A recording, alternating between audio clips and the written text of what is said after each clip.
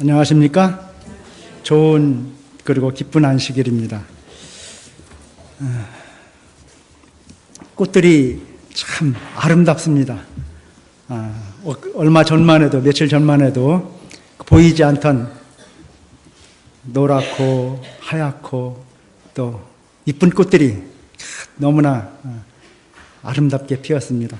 이 시절에 여러 성도님들도 꽃과 같이 아름다운 그 믿음을 꽃 피우시기 바랍니다. 찬양대의 아름다운 찬양 하나님께서 기뻐 받으셨으리라 믿습니다. 오늘 제 제목은, 설교 제목은 믿음입니다. 믿음인데 이명섭 장로님께서 저한테 문자가 왔어요. 설교 제목하고 찬미하고 교동문을 어떻게 했으면 좋겠느냐라고. 그래서 제가 그 답을 하면서 마지막에 제목은 믿음, 그리고 그 다음에 좋은 안식일 되십시오라는 인사말을 했는데 믿음 좋은 안식일이라는 제목으로 올라와 있습니다. 오늘 제목은 믿음입니다. 네. 좋은 안식일 되십시오. 우리가 신앙생활을 하면서 가장 많이 접하는 단어가 믿음입니다. 그러죠? 아마도 진짜 믿음이라는 단어를 빼고는 신앙생활이 참 정리가 안 될 것 같습니다. 성경이 말하는 믿음의 그 의미를 올바로 깨달으면은 우리의 신앙생활이 큰 도움이 되고 또 힘이 됩니다. 믿음하면 히브리 11장의 말씀이 생각이 나죠? 믿음장이라고도 우리가 합니다. 그 믿음장의 내용 중에 히브리 11장 1절을 정리를 하게 된다면 믿음은 바라는 것들의 실상이요 보지 못하는 것들의 증거라고 기록되어 있습니다. 여기에서 실상은 매우 중요한 단어입니다. 있는 것, 바로 있는 것. 헬라 시대에 그 부동산 권리 증서의 그 표현과 같이 사용했다라는 것입니다. 그 권리증을 보게 되면은 그 부동산의 모든 것이 다 기록되어 있죠. 예를 든다면은 예수님께서 말씀하신 내가 진실로 속히 오리라라는 요한계시록 22장 20절 말씀을 그 약속을 믿는다면은 속히 오시리라는 그 약속을 믿는다면은 그 오시는 장면, 즉 재림의 실체를 믿음의 눈으로 볼 수 있어야 한다는 것입니다. 너희는 먼저 그의 나라와 그의 의를 구하라. 그러면 이 모든 것을 너희에게 더하시리라는 마태복음 6장 33절에 있는 말씀은 믿는다는 것은 하나님께서 우리의 삶을 위하여 모든 것을 준비해 놓으신 모든 실체, 실물을 믿음의 눈으로 미리 바라보는 것입니다. 성경에 기록된 하나님의 말씀은 종종 우리가 씨앗으로도 표현하고 합니다. 도토리나 감나무 씨앗을 칼로 이렇게 반절 쫙 잘라보면은 그 속에 숟가락 같은, 주걱 같은 모양의 물체가 나옵니다. 그 물체는 도토리나무의 한 그루를 나타내는 것이고, 감씨의 그 물체는 감나무 한 그루를 이야기합니다. 자, 씨앗 속에 이미 뭐가 들어있어요? 나무가 들어있는 것입니다. 마찬가지로 하나님의 약속의 말씀 속에는 이미 성취가 들어있는 것입니다.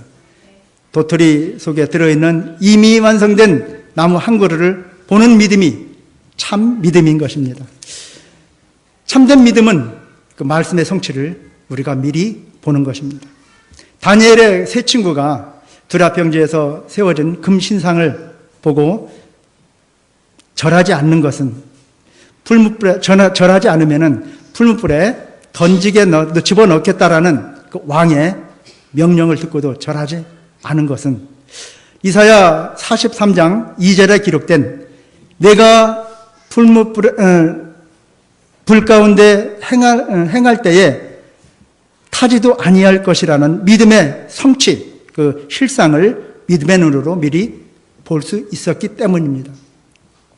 이보다 더 큰 믿음은 그러하니 하실지라도 즉 하나님께서 그들을 불에서 구원해 주지 않는다 할지라도 하나님의 말씀에 순종하겠다라는 믿음입니다.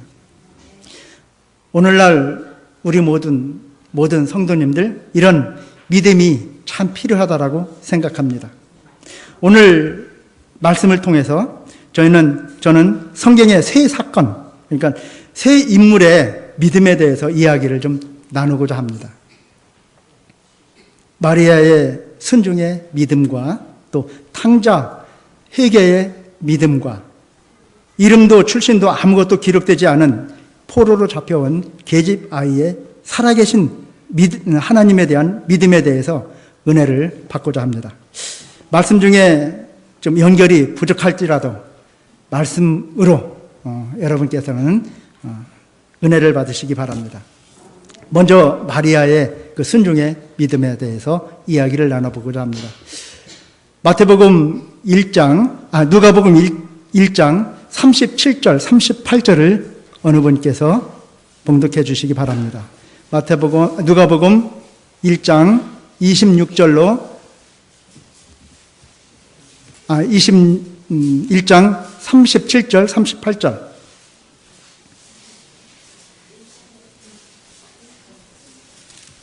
(1장 37절) (38절) 그래서 하나님의 모든 말씀은 능치 못하심이 없느니라.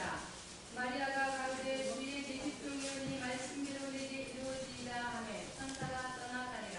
예, 누가복음 1장 26절을 보게 돼 26절서부터 보면은 가브리엘 전사가 나사렛이라는 동네에 나타납니다. 다윗의 자손 요셉이라는 사람과 약혼을 한 상태죠. 천사가 이렇게 이야기합니다. 마리아에게 와서 은혜를 받은 자여 편안할지어다. 주께서 너와 함께 하시도다. 마리아가 참 많이 놀랍니다. 천사가 가로되 마리아여 무서워 말라. 내가 하나님께 은혜를 얻었느니라. 내가 수태하여 아들을 낳으리니 그 이름을 예수라 하라. 천사가 이 말을 합니다. 마리아가 천사에게 이렇게 말하죠. 나는 사내를 알지 못하니 어찌 이런 일이 있으리까. 성령으로 내가 잉태할 것이다. 엘리사벳도 늙었지만은 아이를 잉태하여 벌써 6개월이 되었다. 천사가 마리아에게 용기의 말을 합니다. 대저 하나님의 모든 말씀은 능치 못하심이 없느니라. 38절 마리아가 가로되 주의 계집 종이오니 말씀대로 내게 이루어지이다. 성도 여러분, 이 상황을 여러분들은 이해하실 수 있겠습니까? 나에게 일어난 일이라 생각하고 한번 이해 한번 해보십시오. 몇 년 전 영국의 그 성직자들에게 설문조사를 한 내용이 있습니다. 성직자들, 그러니까 목사님들이죠. 성직자들에게 설문조사를 했는데 10명 중에 1명이 이 동정녀에 대해서 성령으로 잉태한 이 예수님에 대해서 믿지 못한다고 이야기를 합니다.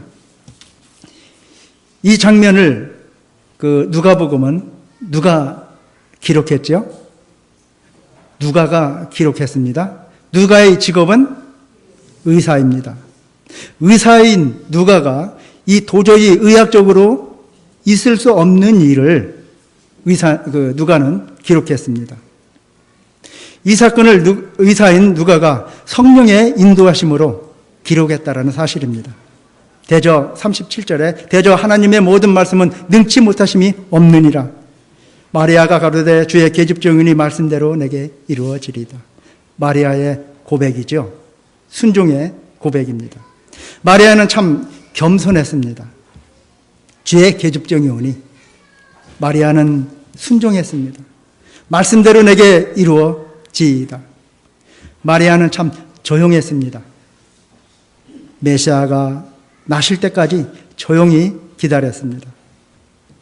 나사렛이라는 동네에 젊고 아름다운 처녀가 있었습니다. 멋진 남자와 약혼을 하고 결혼 날짜를 잡아놓고 시집갈 준비를 하고 있었습니다. 정성스럽게 혼수를 장만하며 가슴 설레는 나날을 보냈을 것입니다. 젊은 두 남녀가 사랑을 꽃피우며 데이트도 했죠. 그리고 성경에는 기록되지 않았지만은 두 젊은이는 기가 막힌 러브 스토리를 가짐직했습니다. 요셉은 마리아를 얼마나 사랑했으면은 마리아가 원인을 알 수 없는 임신을 한 사실을 알고도 당시의 사회법으로는 돌아마자 죽어야 할 일임에도 마리아를 감싸주고 조용히 일 처리를 하려고 했습니다. 마리아는 어느 날 천사 가브리엘을 만나죠. 천사가 정말 이상한 말을 하고 갑니다. 마리아여, 놀라지 마시오. 주님이 당신과 함께 하실 것입니다. 무슨 인사가, 이런 인사가 있습니까? 마리아가 놀라며 천사에게 이야기합니다. 천사가 다시 마리아여, 당신은 아이를 낳을 것입니다. 그 아이의 이름을 뭐라 하라? 예수라 이름하시오. 자, 노포신이의 아들이며 다윗의 집에서 왕노릇 할 아이입니다. 그 아이는 지극히 높으신 아이의 아들입니다. 이의 아들입니다. 예. 아니, 이런 무슨 말이 있습니까? 나를 희롱하는 겁니까? 라는 그 마리아의 대답입니다. 그러나 천사는 차분하게 마리아에게 다가와서 마리아여, 성령이 임하고 지극히 높으신 이의 능력이 그것을 가능케 합니다. 당신이 임신한 그 아들은 당신의 아들이 아니라 하나님의 아들인 것입니다. 천사의 이 말을 듣고 마리아는 정신을 바짝 차리죠. 이 당시에는 이스라엘 모든 여인들이 공통적으로 품고 있는 한 가지 소망이 있었는데, 다윗 자손 중에 온 이스라엘을 구원할 메시아가 태어날 것인데 혹시 그 메시아가 나의 가정에서 태어나실지도 모른다라는 소망입니다. 우리나라나 이스라엘 민족이나 아들이 태어나면 참 좋아합니다. 우리나라는 노후 보장으로, 울타리로, 또 버팀목으로 아들을 생각하죠. 그러나 시대가 시대인 만큼 지금 세대는 좀 바뀌었죠. 그런 생각이. 이스라엘 여인들은 아들이 태어나면 혹시 메시아가 아닐까 기대를 했던 것입니다. 영감의 글을 보면은 아벨이 가인에게 죽은 후에 하와는 다시 셈을 낳는데 메시아의 탄생을 생각했다라는 기록이 있습니다. 마리아는 가슴이 참 많이 설렜습니다. 가슴이 뛰었습니다. 보통 신앙심 깊은 히브리 여인들은 메시아의 어머니가 되기를 소원했습니다. 마리아뿐만 아니라 이스라엘 여자라면 누구나 마리아처럼 이 상황을 순종했을 것입니다. 이스라엘 여인들이 그러하였습니다. 내 태를 통해서 메시아가 올 수도 있다. 마리아에겐 현실로 나타난 이야기입니다. 마리아야, 보라, 네 친척 엘리사벳도 늙어서 태하지 못한다고 했는데 하나님의 능력으로 친내 요한 아이를 벌써 6개월이나 가지고 있지 않느냐. 하나님의 말씀으로 하지 못할 일이 없다. 내가 비록 남자를 알지 못하는 처녀이지만 하나님이 아기를 갖게 하실 것이고 그는 온 이스라엘이 기다리는 메시아가 될 것이다. 하나님의 아들이 될 것이라고 천사가 말합니다. 마리아가 마음속으로 정리를 한 다음 말을 합니다. 주의 계집종이오니 말씀대로 내게 이루어지리이다. 뉴턴은 이런 이야기를 했습니다. 하나님은 위대한 인물을 세상에 보내기 전에 먼저 위대한 부모를 찾으신다라는 말을 뉴턴은 했습니다. 마리아의 엄청난 고백이 나옵니다. 마리아의 입에서 내 몸에서 메시아가 날 것이란 놀라운 사실을 확인하는 고백이죠. 이 고백은 표면적으로 보면은 처녀가 아이를 베면 돌로 쳐 죽인다는데 그런 일을 불구하고 이런 것을 감수한 마리아의 믿음이 참 대단한 것입니다. 하지만 이면적으로 보게 되면은 돌에 맞아 죽는 것쯤은 아무것도 아닌 메시아를 내 몸으로 잉태하겠다라는 온 인류의 역사의 시작이며 우주적인 사건을 이 가냘픈 처녀의 몸으로 감당하겠노라라는 놀라운 고백인 것입니다. 주의 계집종이오니 우리 모든 성도들 마리아와 같이 순종하는 믿음을 소유하시기를 간절히 바랍니다. 여기에서 마리아의 믿음을 확대 생각하거나 신격화시킬 경우 천주교의 마리아상이 등장하는 것입니다. 그러나 우리는 단지 마리아의 순종의 믿음만이 우리의 것으로 만드시기를 간절히 바랍니다. 두 번째 내용으로는 우리가 문둥병을 고친 나만 장군을 좀 예를 들어보겠습니다. 사건을 얘기 들어보겠습니다. 어제 저녁에 이명섭 장로님은 열왕기하 6장, 7장, 8장을 말씀하셨습니다. 오늘 이 내용은 5장에 있는 말씀 한번 좀 봉독해 주시기 바랍니까? 주시기 바랍니다. 열왕기하 5장 3절, 15절 말씀을 좀 읽어주시기 바랍니다. 그 주모에게 이르되 우리 주인이 사마리아에 계신 선지자 앞에 계셨으면 좋겠나이다. 그가 그 문둥병을 고치리이다. 나아만이 모든 종자와 함께 하나님의 사람에게로 들어와서 그 앞에 서서 가로되 내가 이제 이스라엘에게는 온 천하에 신이 없는 줄을 아나이다. 청컨대 당신의 종들에게서 예물을 받으소서. 이제 이스라엘 외에는 온 천하에 신이 없는 줄 아나이다. 아랍이라는 나라에 나만 장군이 있는데 큰 용사였죠. 그러나 문둥병자였습니다. 왕 앞에 크고 존귀한 자였습니다. 이는 여호와께서 전에 아랍을 구원하게 하셨습니다. 이 말씀을 가지고 우리 전도회 때 하 장로님께서 한번 말씀하신 적이 있습니다. 그 내용은 다음에 시간이 된다면은 한번 의논 한번 해보고요. 아랍 사람들이 이스라엘 땅에 가서 작은 아이를 하나 포로로 잡아옵니다. 그리고 나만의 아내에게 수중을 들게 하죠. 작은 계집아이가 이렇게 이야기합니다. 3절에 우리 주인 나만이 문둥병자인데 사마리아에 계신 하나님의 사람 선지자 앞에 서게 되면은 문둥병을 고칠 수 있으리라라고 이야기합니다. 나만 장군이 왕에게 가서 우리 여종이 내가 문둥병이 나을 수 있는 방법을 이렇게 얘기를 하더라. 아랍 왕이 글을 써가지고 친서를 이스라엘 왕에게 보냅니다. 문둥병을 고쳐달라라는 내용이죠. 이스라엘 왕이 그 내용의 편지를 받아보고 자기의 옷을 찢으면서 가로되 내가 어찌 하나님이건대 능히 사람을 죽이며 살릴 수 있으랴. 내가 어찌 그 문둥병을 고칠 수 있으랴라고 한탄을 합니다. 저 왕이 틈을 타서 아랍 왕이 틈을 타서 나에게 시비를 하려 함이라. 하나님의 사람 엘리사가 왕이 옷을 찢고 있다라는 이야기를 듣고 나만 장군이 오거든 나에게 보내소서. 저가 이스라엘 중에 선지자가 있는 줄 알게 하리이다 라고 나만 장군이 왕에게 이야기합니다. 나만 장군이 이제 말들과 병거와 많은 선물을 가지고 엘리사의 집에 나타납니다. 엘리사가 사절을 보내어 나만에게 이렇게 합니다. 너는 요단강에 가서 몸을 7번 씻으라. 그럼 문둥병이 나으리라. 나만이 참 황당했을 것입니다.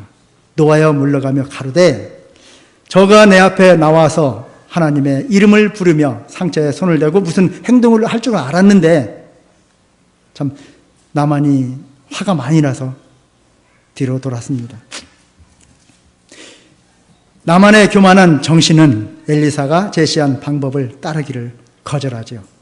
그러나 그가 병 고침을 받을 수 있는 길은 오직 선지자의 특별한 지시를 따르는 것뿐입니다. 자원하는 순종만이 바라는 결과를 얻을 수 있다라는 이야기입니다. 나만 장군의 종들은 나만에게 엘리사의 지시를 따르도록 참 이야기합니다. 힘든 일을 시켰더라면은 당신께서 못할 일이 없겠습니까? 이 쉬운 일 한번 해보십시오. 나만의 믿음은 시험을 당했고 그의 교만심은 그를 지배하려고 몸부림을 치고 있는 중이었습니다. 그러나 믿음이 승리했습니다. 거만한 아라비는 그의 교만한 믿음을 굴복시켜서 여호와께서 보이신 뜻에 복종하게 됩니다. 그는 하나님의 사람이 말씀대로 요단강에 가서 7번 몸을 담굽니다. 그리하여 그의 믿음이 높임을 받아서 그 살이 여전히 어린아이 살같이 깨끗하게 되었다라고 기록되어 있습니다. 나만이 병을 고치고 집으로 돌아간 수세기 후 예수님께서는 나만의 그 놀라운 신앙을 이렇게 표현했습니다. 하나님을 믿는다고 주장하는 모든 사람들을 위해 하나의 실물 교훈으로 우리에게 칭찬하고 계십니다. 누가복음 4장 27절 좀 누가 찾아주시겠습니까? 누가복음 4장 27절 말씀입니다. 또 선지자 엘리사 때에 이스라엘에 많은 문둥이가 있었으되 그 중에 한 사람도 깨끗함을 얻지 못하고 오직 수리아 사람 나만뿐이니라. 예, 나만 수리아 사람 나만뿐이니라. 하나님께서 이스라엘 중에 있던 많은 문둥병자들을 고치지 않으시고 그냥 지나친 것은 이는 그들의 불신이 행복의 문을 닫은 까닭이라고 말씀하고 계십니다.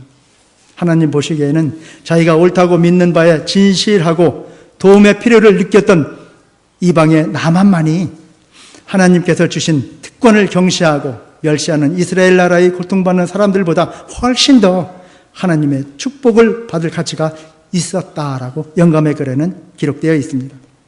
하나님께서는 당신의 은혜를 감사하고 하늘로부터 그들에게 이르러 온 빛에 응답하는 사람들을 위하여 일하실 것입니다. 마침내 하나님의 빛을 받는 사람들은 옛날 라만처럼 창조주 곧 살아계신 하나님의 온천에 신이 없는 줄 아나이라라고 고백하게 될 것입니다. 당시에 하나님을 인정하는 유대인들은 없었습니다. 이스라엘 왕도 살아계신 하나님을 뒤로하고 자기 옷을 찢으면서 어찌 내가 하나님이랴, 내가 어떻게 문둥병을 고칠 수 있으랴 한탄과 절망에 빠진 망을 우리는 보게 됩니다. 그러나 포로로 잡혀온 게지바이 이방 아랍 장군을 이스라엘 선지자 앞에 소개한 작은 계집종이 살아계신 능력의 하나님을 신뢰하며 믿음으로 나아만 장군으로부터 이제 이스라엘 외에는 온천에 신이 없는 줄 아나이라라는 고백을 받아낸 작은 계집종. 우리는 왕의 믿음과 그 작은 계집종의 믿음을 한번 비교하게 됩니다. 이 포로로 잡혀온 계집은 분명 하나님의 살아계심을 믿었고 하나님의 능력을 믿고 있었을 것입니다. 만약에 나만 장군이 이스라엘 선지자 앞에 간 후 문둥병이 낫지 않았다라면 참 끔찍한 일이 벌어졌을 것입니다. 자기의 생명은 물론이고 아랍 왕의 친서를 근거로 이스라엘과의 전쟁은 불보듯 뻔했을 것입니다. 나만 장군의 살아계신 하나님에 대한 고백을 우리는 또 듣지 못했을 것입니다. 내가 이제 이스라엘 외에는 온천에 신이 없는 줄 아나이다. 이 고백은 이름도 없는 이 여종의 믿음을 통해서 이 위대한 고백을 들을 수 있었던 것입니다. 성도 여러분, 우리의 믿음 생활을 통하여 나의 신앙 생활을 통하여 예수님을 모르는 많은 이방인들에게 나만과 같은 고백이 나올 수 있도록 나의 믿음 생활을 돈독히 해나가시는 성도들이 되시기를 바랍니다. 그렇다면 이 작은 계집 아이의 믿음은 어디서 나왔을까요? 이 아이의 말을 그 나만 장군이 왜 믿었을까요?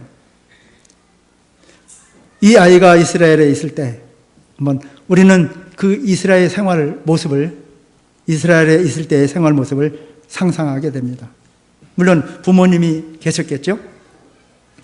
부모님은 하나님을 절실히 믿는 그 믿음의 부모였을 것입니다. 이 부모님은 늘 기도하며 에녹과 같이 하나님과 동행하며 어려운 이웃을 내 몸같이 사랑하며 또 돌보고 모든 이에게 친절을 베풀면서 하나님을 전하는 그런 아름다운 삶의 소유자였을 것입니다. 이런 부모의 밑에서 자란 아이도 이름도 없는 작은 계집 아이는 무엇을 보고 성장하였을까요? 성경에는 이 아이에 대해서 아무 이름도 출생지도 신상에 대해서 아무 기록도 남아있지 않습니다. 우리는 알 것 같습니다. 하나님에 대한 믿음의 소유자인 아버지로부터 모범적인 신앙을 따라 이 작은 계집아이도 하나님을 알게 됐고 살아계신 하나님의 능력을 믿으며 장차 오실 메시아의 초림을 기다리며 성장했을 것입니다. 우리는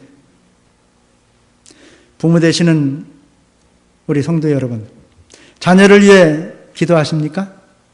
예, 기도 많이 하죠. 나의 기도, 자녀를 위한 기도. 나의 기도 제목 중에 아마 1순위가 자녀에 대한 기도일 것입니다. 네. 내가 드리는 기도가, 성도들이 드리는 기도가, 하나님께 자녀를 위해 드리는 기도가 하늘로부터 나와 여러 성도들이 가슴에 안기는 놀라운 일들이 일어나기를 간절히 바랍니다. 우리가 할 일이 너무 많고 바쁘지만은 또 꼭 한 가지, 이 한 가지는 전해야 합니다. 자녀에게 예수님을 개인의 구주로 모셔라라는 이 한마디.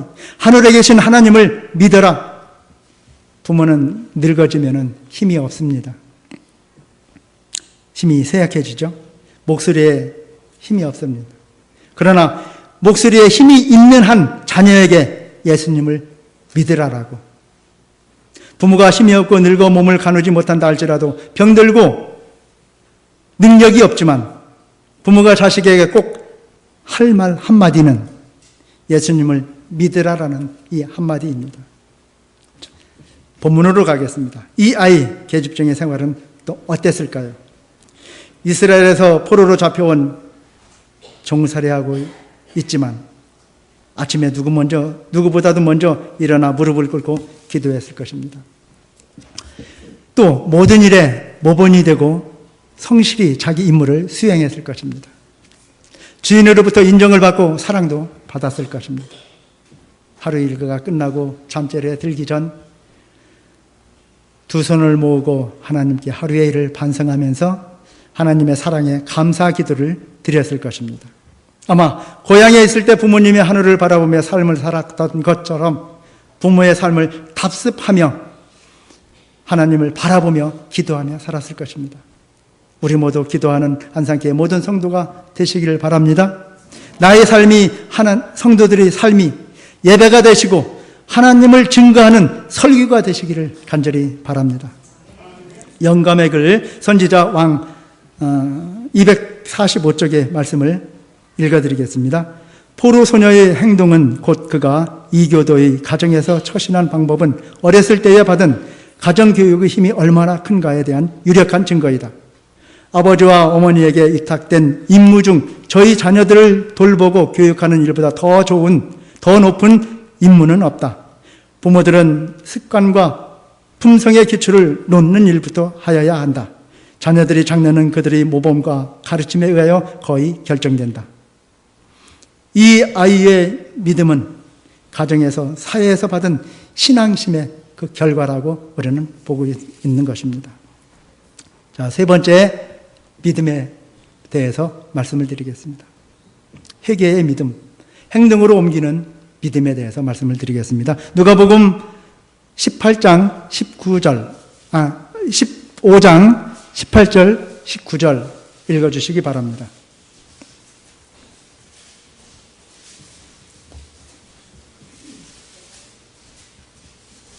15장 읽어주세요.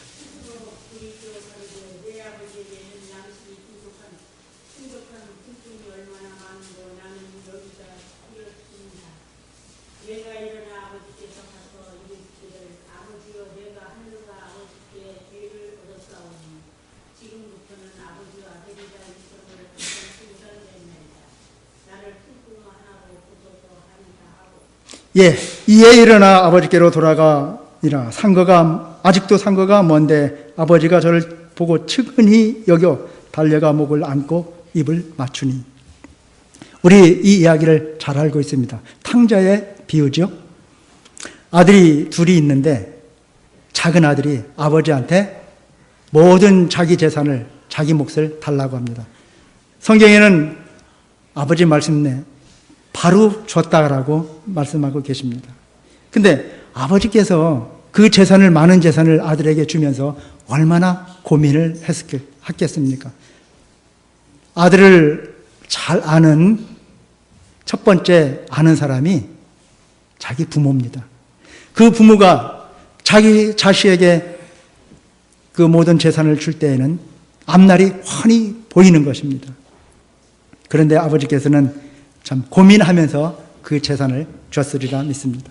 작은 아들이 아버지 곁을 떠납니다. 모든 자기 재산을 가지고 먼 나라에 가죠.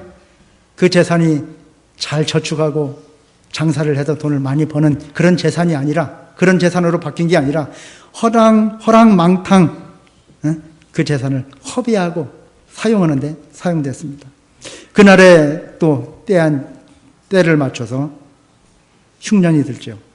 궁핍하게 됩니다. 누구 하나 보살피는 사람이 없습니다. 주위에 그 많던 사람들이 하나 둘 떠나가고 목구멍이 포도청이라 무엇이든지 해보려 할 때에 들러보내어 돼지를 돌보는 신세가 됩니다.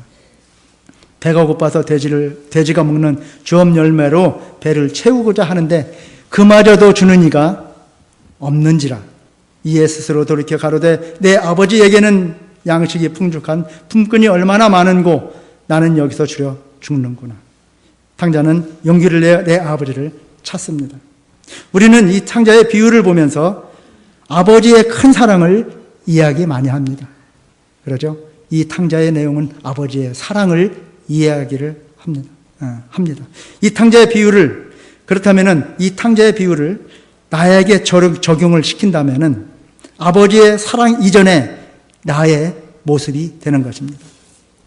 성도 여러분, 내가 회개하고 아버지를 찾아가는 나의 모습이 되기를 간절히 바랍니다. 아버지의 재산을 가진 것이라, 아버지의 재산을 자기의 것으로 착각을 하고 다 탕진한 아들, 그러나 탕자는 생각하기를 고향에 계신 우리 아버지는 먹을 것, 입을 것 모든 것이 풍족하게 있고 많은 종을 거느리며 우양들을 돌보는 그런 모습을 생각합니다. 내가 아버지에게 간다면은 이것은 단지 한 젊은이가 돼지를 키우기 어려운 처지에 있기 때문만은 아니죠. 그것 때문에 탕자가 귀가하려는 것이 아닙니다. 그의 처지가 불편하고 춥고 그의 옷이 모두 찢겨졌고 돼지우리의 악취가 그의 코를 찌르고 너무 배고픈 것이 귀가의 결심을 이끈 것은 아니랍니다. 그 젊은이를 귀가케 한 것은 그의 아버지가 고향에 계시다라는 것입니다.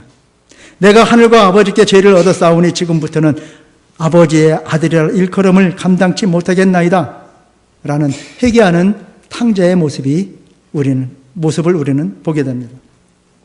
자, 탕자는 아버지와 함께 있다가 분깃을 가지고 나왔습니다. 그리고 그것을 다 탕진하고 자기의 처지를 비관하면서 고향에 계신 아버지를 바라보고 있는 것입니다. 나의 처지가 궁핍한 상태에서 아버지에게 가야겠다. 마음 먹은 것. 내가 죄 가운데 있지만은 그래도 나는 아버지에게 가야겠다라는 이 마음 먹은 것. 일어나 아버지에게 가는 것. 이것이 믿음인 것입니다. 그곳에 가면 먹을 수 있고 입을 수 있고 모든 것이 풍족하니까 내가 아버지의 종이라도 감당하며 찾아가는 탕자의 모습. 탕자가 아버지를 찾는 더 큰 이유는 아버지께서 이 죄인을 받아주시리라고 믿는 것, 그 믿음 때문에 아버지를 찾아가는 것입니다. 성도 여러분, 하늘 아버지께로 우리는 돌아가야 합니다. 이 죄 많고 연약한 나를 아버지께서 기쁜 마음으로 받아주실 것입니다. 나를 받아주실 것입니다. 예수님께서는 하늘 궁전을 뒤로 하시고 이 땅에 오셨습니다.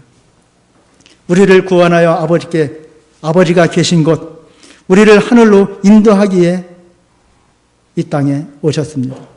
하늘의 비밀을 우리에게 풀어주셨고 하늘의 모든 것을 우리에게 전해주셨고 십자가의 보혈로 우리를 구원에 이르게 하여 영원한 하늘에서 함께 살기를 예수님께서는 원하십니다. 이것이 예수님의 소원이랍니다. 성도 여러분, 오늘 이 시간을 줄이면서 우리는 믿음에 대해 은혜를 나눴습니다. 마리아의 순종의 믿음, 계집종이오니 말씀대로 이루어지리이다. 작은 계집아이, 포로로 잡혀온 작은 계집아이, 살아계신 능력의 하나님에 대한 믿음, 우리 주인이 사마리아에 계신 하나님, 사람의 그 선지자 앞에 계셨으면 좋겠나이다. 내가 이제 이스라엘 외에는 온천하에 신이 없는 줄 아나이다라는 이방인으로부터 고백을 받아낸 그 믿음, 탕자의 회개와 행동에 옮기는 믿음, 이에 일어나 아버지께로 돌아가니라. 이런 믿음의 소유자가 우리 모든 성도들이 되시기를 바랍니다. 믿음은 나의 생각에서 나오는 것이 아닙니다. 나의 느낌에서 나오는 것이 믿음이 아닌 것입니다. 믿음은 말씀에서 증거하는 말씀에서 나오는 것입니다. 믿음은 예수님께서 나에게 주신 선물입니다. 놓치지 마시기 바랍니다. 믿음으로 영원한 생명을 얻게 되시는 저와 모든 안산교회 모든 성도들이 되시기를 간절히 바라면서 오늘 말씀을 줄이겠습니다.